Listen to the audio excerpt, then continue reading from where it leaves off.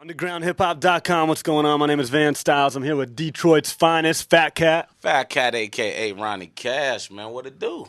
Now, you're one of the founders of Detroit hip hop, so explain the history. Let's talk about that. Wow, the history of Detroit hip-hop, man. 1994, 93, 94, me and Dilla hooked up. Put out a little 12-inch. We were signed to Payday Records, 95. Front Street, Day with the Homies. 2000, Dedication to the Suckers, 12-inch. Sold like 5,000 copies the first day. Barack Records, Undeniable LP, 2004. In between that, I've been touring, man, since 98 with Slum and various other artists and stuff like that. Now, today, 2007, you got the Carte Blanche albums out. It's doing what it do.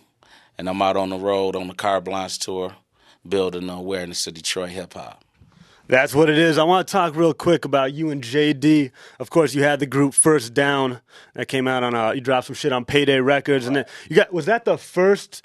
You guys the first cats to get a record deal out of Detroit then?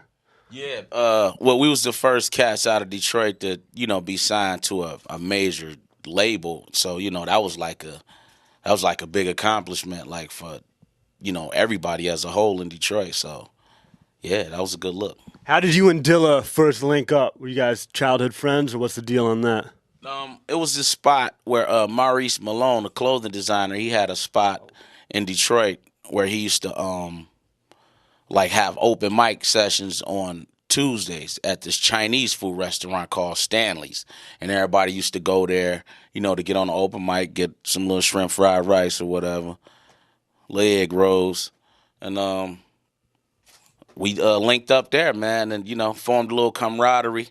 He saw me doing my thing, and I was already recording stuff, and he was already doing his thing, so we just linked up, and the rest was history, man. We've been recording ever since. Guru and Primo, they were there when you guys signed to Payday Records. Can you talk about what part they had in that going down? Well, actually, they was an intricate part in setting it off for us like that, because they was in Detroit for the Hard to Earn tour. They wasn't really touring, they was doing promo.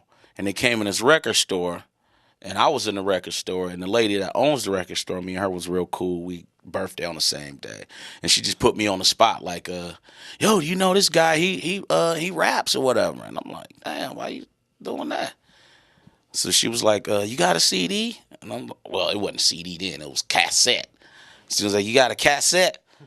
And I'm like, yeah. Whipped it out. She threw it in, banged it through the speakers. Guru Premier went crazy, gave me a number, told me to call this number. I was kind of skeptical when he first told me to call a number because I just kept it gangsta. I was like, yo, man, you know how many people come through the city giving me numbers, telling me to call, man? I'm going to get on anyway, dog. You know what I'm saying? And Guru was just like, yo, son, I'm real with mine, yo. Call this number.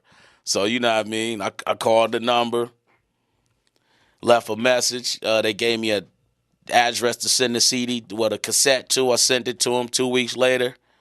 They called back like, yo, we want to do a singles deal with y'all cats. And that's how it happened, just like that. And Payday back in the day was real big. They had Group Home, Showbiz, and AG. Even Jay-Z was on that label. Yeah. But what's funny is right after you and Dilla got signed, it was only weeks later that whole label folded. So what went down right there? What the fuck did you guys do to the label? Come on now. I don't know, man. That shit was kind of crazy, man. You know what I mean? We went out to New York, went to the label, man. We go up in that motherfucker, man. There's beer bottles and shit, empty-ass Heineken bottles everywhere. I'm like, damn, this is a fucking label? What's really good?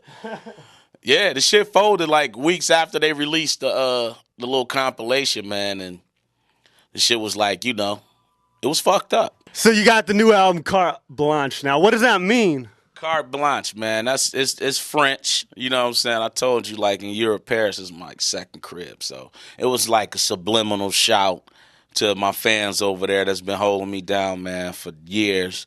And the whole meaning of Carte Blanche, man, is just total control, man. Absolute authority, full power, man. And that's what I had on this album. I had total control on the production, the arrangement, the artists who I picked, the artwork, the lighting. I mean, everything, man. Everything with this album, it was all Phat Kats.